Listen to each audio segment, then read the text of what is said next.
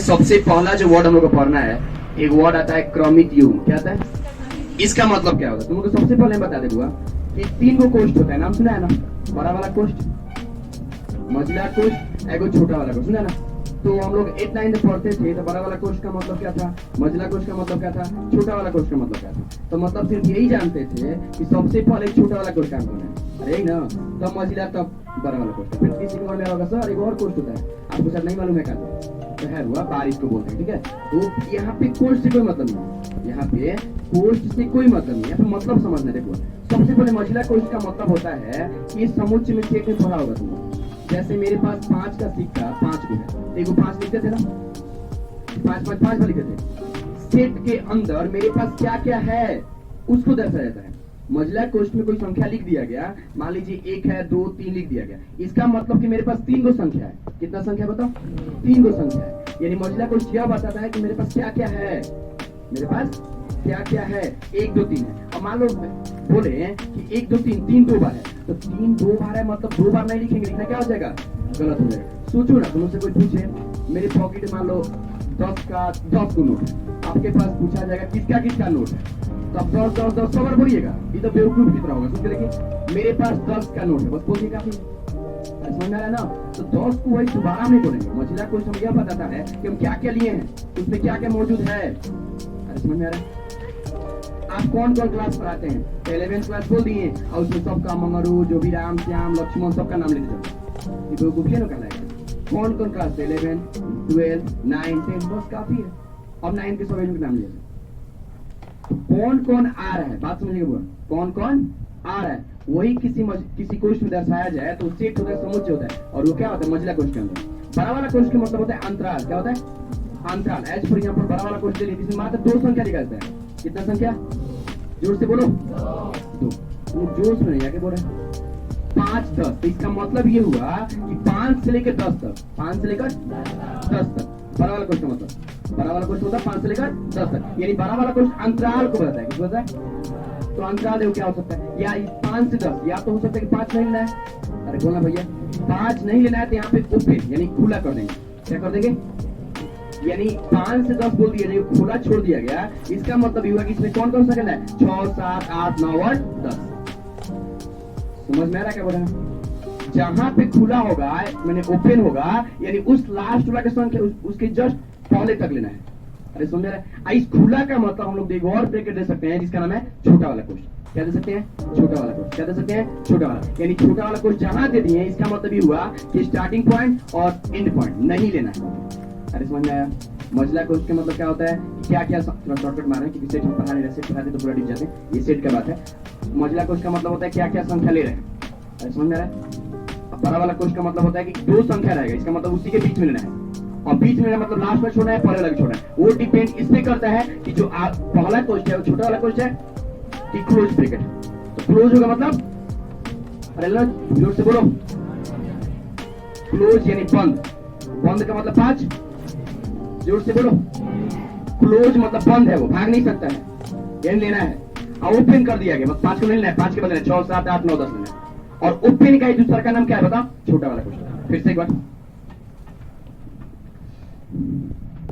समझिएगा। तो ये शॉर्टकट क्योंकि सेट नहीं पढ़ा रहे, रिलेशन पढ़ा रहे हैं, तो तीनों कोष्ठ का मतलब बता के आगे बढ़ेंगे। बात समझिएगा ध्यान से। 1 से लेकर 10, इसका मतलब क्या हुआ? 1 भी लेना है और 10 फिर उसके बीच में सब संख्या लेना है। अरे यार ऐसा कुछ नहीं, यही 1 से 10, इसका मतलब 1 लेना है 10 तक लेना है। अरे समझ रहा है? 1 नहीं लेना है 10 लेना है। अरे समझ में आ रहा है सबको? 1 10 मतलब 1 और 10 दोनों में से कोई नहीं लेना है। बैठो, दोनों लेना इसके बीच में, 2 3 4 5 6 7 8 9। अरे समझ में आ रहा है सबको? और ये बता दो फास्ट, इसका मतलब क्या हुआ? लड़का सब चुपचाप बैठा है, उसको उसका मतलब बड़ा वाला कोष्ठ का मतलब समझ में आया? छोटा वाला कोष्ठ का मतलब क्या होता है? अब थोड़ा कंफ्यूजन हो जाते हैं, बात को समझ ध्यान से। जैसे छोटा वाला कोष्ठ दे दिया जाए 5,6 दे दिया जाए। अब तुम लोग कहेगा सर अभी बताए हैं कि छोटा वाला कोष्ठ जो है वो नहीं लेना है। तो देखो वहां पे कहता है अंतराल बोल दिया मतलब संख्या लेने वाला बात। अब क्रमित युग्म बोल दिया गया कि मतलब बस सिर्फ दो संख्या है। क्या संख्या है? यानी दो लगातार कोई संख्या, लगातार जो नहीं है, कोई भी दो संख्या ले लिया जाए, उसको कॉमा के द्वारा छोटे वाले कोष्ठ में लिख दिया जाए, तो इसी को हम लोग क्या बोलते हैं बताओ? इसको ये बताया जाता है क्रमित युग्म का मतलब क्या हुआ। बात समझ रहे हो ध्यान से? क्रमित युग्म का मतलब हुआ कि मान लीजिए लगातार चाहे 4 से बड़ी प्रकृत संख्या बताओ, तो 5 6 लगातार बोलेंगे ना। बात समझिए ध्यान से हुआ, 5,6 बोल दिए। अब इसी कोई बोलेंगे ना 6,5 बोले। मान लो क्लास में बोलेंगे सबसे तेज उसमें बताओ, तो राम श्याम बोल देंगे, यानी इसका मतलब राम तेज है, उससे थोड़ा वीक क्या है, कब श्याम है। अब उसी को कोई उसी बात को श्याम राम बोले तो क्या हो जाएगा? वो गलत हो जाएगा। क्लियर कीजिएगा, ध्यान समझिएगा। मेरे कहने का मतलब ये है, क्रमिक युग्म में यही बात समझना है कि कोई बोले कि दो संख्या 5 दिया गया है, तो इसका मतलब ये हुआ कि हर एक हाल में पहले क्या आएगा? 5 ही है। क्रमिक युग्म सबसे बड़ा गुण है, सबसे बड़ा गुण है क्रमिक युग्म में कि 5 6 ले लिया गया, तो 5 अपना स्थान बना लिया कि हाँ पहले ही आएगा, तब क्या आएगा? 6 आएगा। इसको बोल दिया जाए क्या 6 5 बराबर होगा, तो ये क्या होगा? एकदम गलत हो जाएगा। अरे समझ रहे? क्रमित युग्म का मतलब होता है कि दो संख्याओं को कॉमा के द्वारा छोटे वाले कोष्ठ में, तो इसका मतलब होता है कि 5 6 जो भी होगा वो लगातार बताया जा रहा है, फिर से उसको प्लॉट के हम लोग नहीं बोल सकते। यही यदि मान लिया जैसे बड़ा वाला मझला कोष्ठ में 1 2 नहीं, मतलब 1 लिए 2 लिए, तो इसको 2 1 लिख सकते हैं, कोई दिक्कत नहीं है, ये बराबर हो सकता है। लेकिन ये 5,6 जो होता है वो 6,5 के बराबर नहीं होता है। क्यों?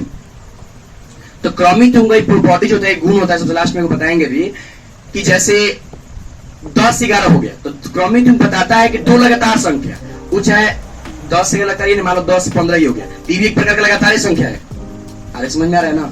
चाहे 15 10 कुछ भी ले लिया जाए, ये भी एक प्रकार का लगातार संख्या है। उसी प्रकार वो पूछा जा रहा है कि सबसे पहले 15 बताओ और तब क्या 10 बताओ, तो बता दिया, बोलो। अब उसके बाद उसको बोला जाए कि ना 10 15 होगा, तो क्या दोनों बराबर हो पाएगा? नहीं हो पाएगा। तो सबसे पहला बात क्रमित युग्म क्या होता है, तो बोलेंगे छोटे वाले कोष्ठ में क्रमित युग्म, युग्म मतलब दुगो, अरे युग पत्र है याद करो, युग्म दुगो, तो किसी छोटे वाले कोष्ठ में दो संख्याओं के कॉमा के द्वारा लिखना ही क्या कहलाता है? क्रमित युग्म। दो लगातार संख्याओं को, दो लगातार संख्या। अब लगातार का मतलब ये नहीं समझना है कि लगातार 5 का 6 आएगा, अरे जरूरी है। हम बोलेंगे लगातार दो संख्या बताओ 5 का गुणज, तो क्या बोलेगा? अरे 5 10 बोलेगा ना। अब 10 5 बोल दिया तो गलत हो जाएगा। सोच के देखो, अरे सोच के देखो, फील करो। हम तुमसे पूछेंगे लगातार दो सम संख्या बताओ, तो 0 2 बोलेगा, चाहे 2 4 बोलेगा, थोड़ा 4 2 और नहीं लग रहा है? सोच के देखो। अरे बोलना भाई, 4 2 और लग रहा है ना यार? 4 2 नहीं होगा, 2 4 हो सकता है, बढ़िया।